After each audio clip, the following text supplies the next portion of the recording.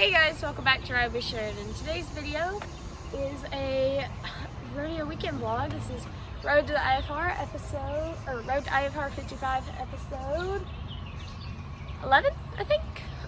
We're going to, today's Thursday morning. We're going to Thursday morning slack at Athens, Alabama. And Saturday we're going to, what's the name of the town? Another town in Alabama. Shoot. I've lost it. We're going somewhere else in Alabama to an SPRA out there. And yes, that's Peggy on the walker. No, I'm not walking her before we leave. She's just on there because I had to put another horse in the stall. And I needed somewhere to put her, so she's on the walker.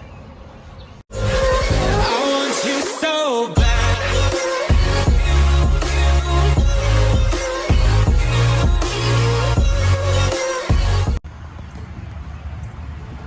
Ready, Peggers?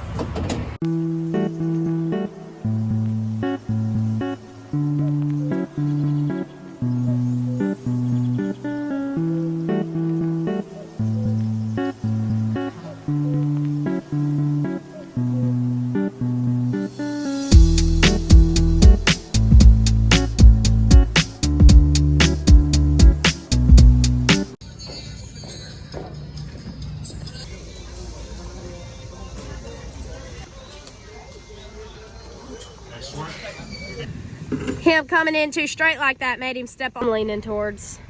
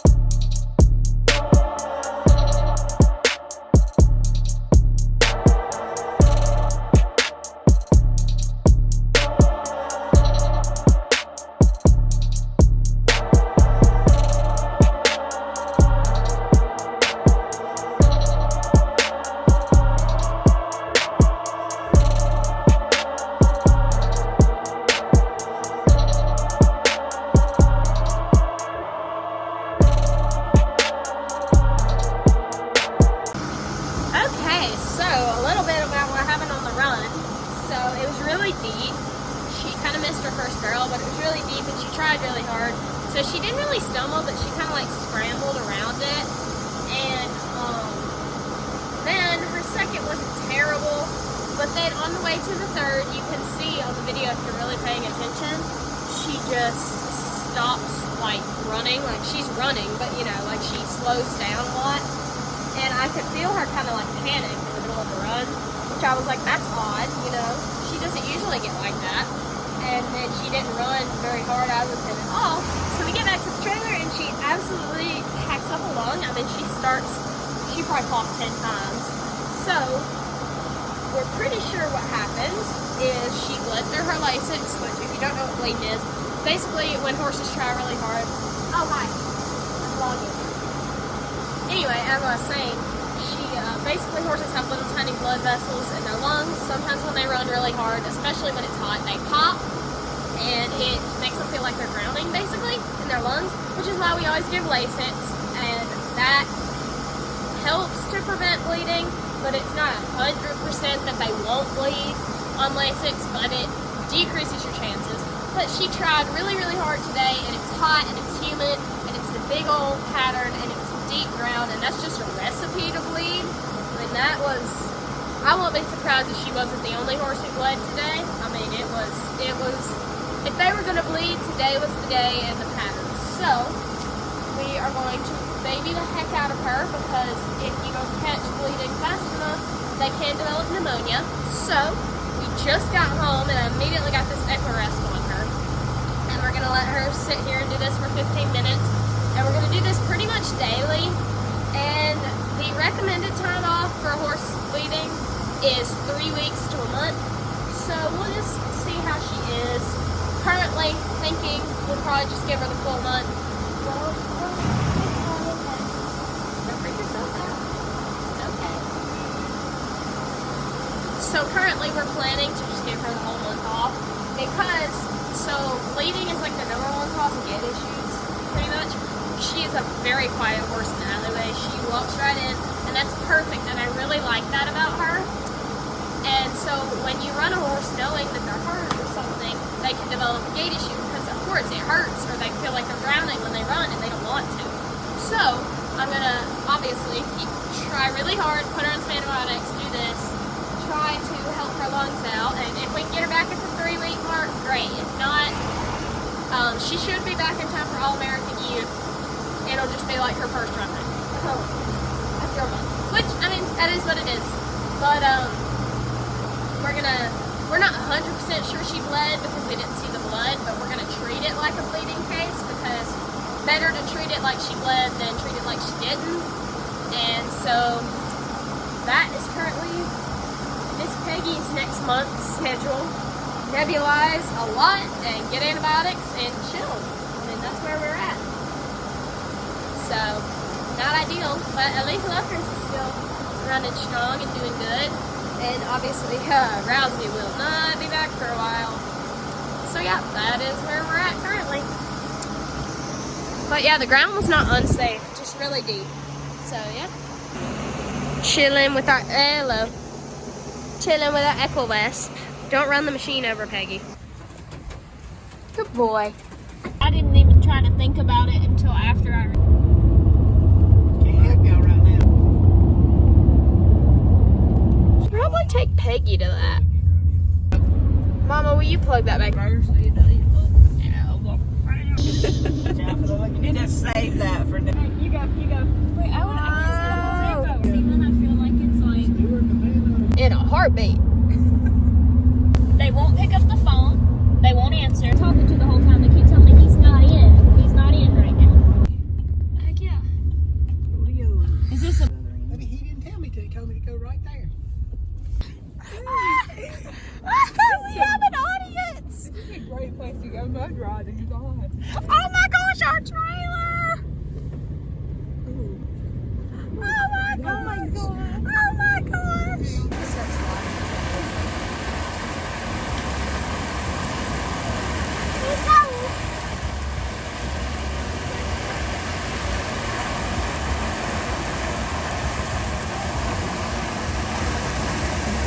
Oh. my gosh. Oh my gosh. Oh my gosh. You think? I am not. So you can see how muddy the trailer got just pulling in here. Current plan is I'm 5th and gonna watch the first 4 go. And if it's dramatically slower than last night's perf, or if they're falling, or we just think it's unsafe, then I will turn out. I've already paid the entry fees, and you have to pay the entry fee either way, whether you turn out or you don't. So, like, gonna just saddle him and take him up there, and if it's sketchy, then I will turn out. But I've heard several people say they think it'll get faster in the mud. So I don't know. But, you know, fast and dangerous is still not good. So, yeah, we'll just see where we are and what we're gonna do. I did that on purpose because I thought I was gonna have to help her. I'm pissed, so I got a little wiggle in the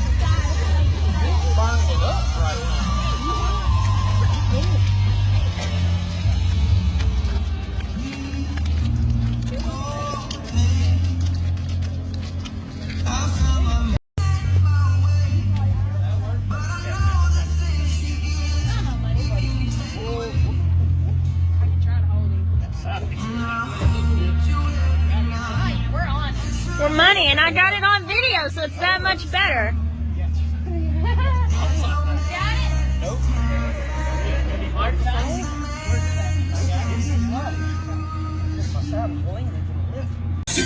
Well, Alabama, Saturday night, and 22 years of history.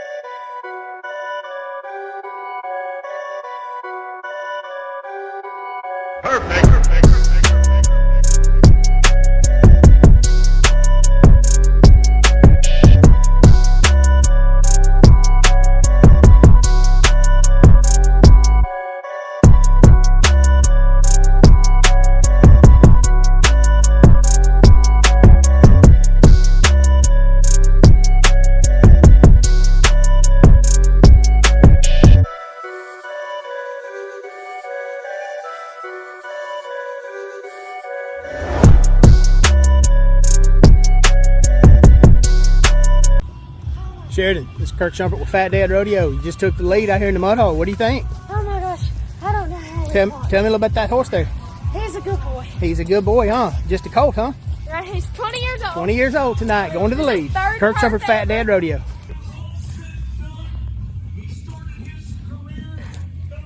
Well, Luckers made a really great run and won second in the freaking mud. It was so muddy. There was like standing water by the timer line. But he won second in the mud at Moundville, Alabama. I don't know how much money he brought home. I'll have to update that in the morning. I don't know how much we got, but we got some. So, super proud of it nonetheless. He rocked it. He was awesome as always. Even in the mud, he took it like a champ. And Peggy was about 2 holes out of check in Athens, Alabama. And obviously she had her little minor health issue during her run. And she also kind of tripped behind her first barrel. But I'm sorry y'all can't see me. But to still be 1 hole out, I'm really excited. She still did really good. So now I'm giving the horses hay and then going to bed because we've got a graduation party to be at 2 hours away tomorrow morning. So yeah. Okay, so Peggy ended up being about 2 holes out of getting a check at Athens, even though she had a little bit of a health issue during her run, so I'm still pretty happy with it. And she was, I think, 5/10 off what won it. And then Lucky had a really nice run in some mud in Moundville and ended up getting second. So it was a really nice run. I think he won $717. But yeah, it was a nice run. You know, that arena was way better in the mud than it was in the dry, way faster. So yeah, it was a pretty good weekend. Thank you guys for watching, and I hope you enjoyed. Bye. I got a thing for the hard lick on ice, short days and long nights, marbles at the window.